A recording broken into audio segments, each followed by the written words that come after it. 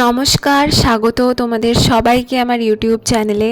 আমরা পঞ্চমীর দিন চলে গিয়েছিলাম চন্দননগরে জগদ্ধাত্রী পুজো দেখতে। এই ভিডিওতে আমি একটা ইজি রুট তোমাদেরকে বলে দিচ্ছি, আর সেই রুটে কি কি ঠাকুর আছে তোমরা একদম কম টাইমে ম্যাক্স টু ম্যাক্স ঠাকুর দেখতে পাবে। আর যারা একদম প্রথম যাচ্ছ তাদেরও খুব সুবিধা। চন্দননগর কিন্তু ফেমাস লাইটিংয়ের জন্যেও, তাই তোমরা এমন একটা টাইমে যাবে যেই টাইমে তোমরা সকাল সকাল কিছু ঠাকুর দেখে আর সন্ধ্যাবেলায় লাইটিং দেখে বাড়ি ফিরে আসতে পারো। তোমরা চেষ্টা করো দুপুর 2টো থেকে 3টের মধ্যেই চন্দননগর স্টেশনে পৌঁছে যেতে। স্টেশনের একদম পাশেই তোমরা স্টেশন থেকেই এই প্যান্ডেলটা দেখতে পাবে। স্টেশনে পৌঁছে সাবওয়ে দিয়ে নিচে নেমে এই প্যান্ডেলটা দেখে এর পরে বউবাজার বলে একটা প্যান্ডেল আছে, সেটা তোমরা দেখে নেবে। যেই রুটে তোমরা গেলে ঠিক সেই রুটেই ফিরে আসবে আবার সাবওয়ের দিকে। সাবওয়েটা পার করবে, পার করে অপোজিট সাইডে চলে আসবে, মানে যেই দিকে জিটি রোড সেই দিকে চলে আসবে। স্টেশন থেকে জিটি রোড অবধি তোমরা অনেক ঠাকুর পেয়ে যাবে রাস্তার ধারে। ইভেন বাগবাজার সার্বজনীনও কিন্তু এই রাস্তাতেই পড়বে। পরপর তোমরা এই প্যান্ডেলগুলো দেখতে পাবে। আমরা গেছিলাম পঞ্চমীর দিন, আর পঞ্চমী থেকে কিন্তু যথেষ্ট ভিড় শুরু হয়ে গেছিলো। কিছু কিছু ওপেনিং হয়নি, বাট ম্যাক্সিমামই ওপেন হয়ে গেছিলো।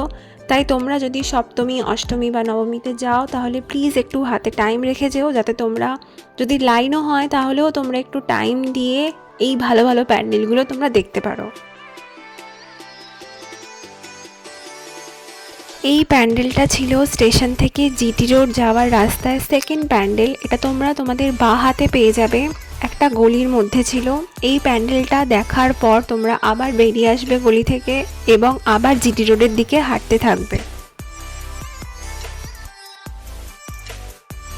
গলি থেকে বেরিয়ে একটু এগোলেই তোমরা তোমাদের ডান হাতে এই সুন্দর মন্দিরটা পেয়ে যাবে, যার প্রতিমা একদম অসাধারণ হয়েছে।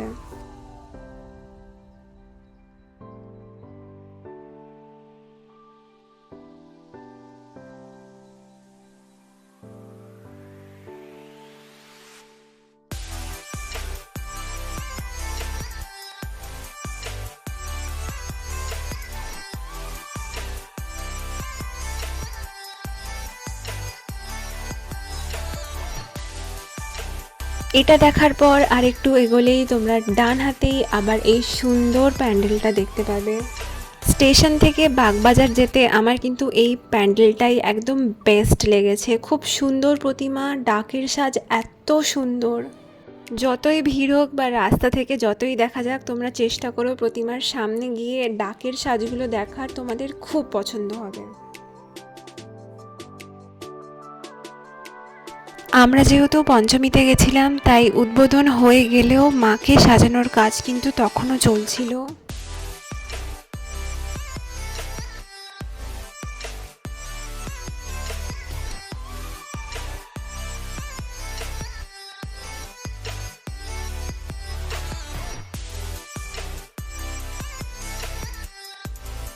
এই প্যান্ডেলটা দেখে তোমরা সোজা চলে আসবে বাগবাজার সার্বজনীনে। সোজা এলে তোমরা একটা মোড় পাবে, সেই মোড়ের ডান হাতের রাস্তাটা চলে যাচ্ছে বাগবাজার সার্বজনীনের দিকে। তোমরা রাস্তাতেই দেখতে পাবে যে আলপনার প্রতিযোগিতা হয়েছিল, সেই রাস্তাটা ধরে একদম সোজা হাঁটতে থাকবে। বাগবাজার সার্বজনীন দেখে তোমরা আবার যেই রাস্তায় গেছিলে সেই রাস্তাটাতেই ব্যাক করবে, মানে যে সোজা রাস্তাটা ধরে হাঁটছিলে সেইখানে আসবে। আশেপাশে সামনে তোমরা আরও কয়েকটা পুজো পেয়ে যাবে। আর এটা হচ্ছে বাগবাজার সার্বজনীনের রাস্তার উপর লাইটিং, তোমরা এই লাইটিংটা ফলো করলেই পৌঁছে যাবে। আমরা কিন্তু বাগবাজার সার্বজনীন দেখে আবার সেম রাস্তাতেই স্টেশনের দিকে ব্যাক করেছিলাম, তাই যেই লাইটিংগুলো আমরা তখন মিস করে গেছিলাম সেইগুলো ততক্ষণে জ্বালিয়ে দিয়েছিল, আমরা সেই লাইটিংগুলোই দেখতে পেয়েছিলাম। তোমাদের হাতে যদি আরেকটু টাইম থাকে তোমরা বাগবাজার সার্বজনীন দেখে আরেকটু সামনের দিকে এগোলে তোমরা জিটি রোড পাবে। জিটি রোড ধরে সোজা মানকুণ্ডুর দিকে এগোবে। মানকুণ্ডু জ্যোতির্মোড় অবধি পৌঁছে তোমরা ওখান থেকে মানকুণ্ডু স্টেশন অবধি আরও কয়েকটা ঠাকুর বেশ দেখতে পেয়ে যাবে।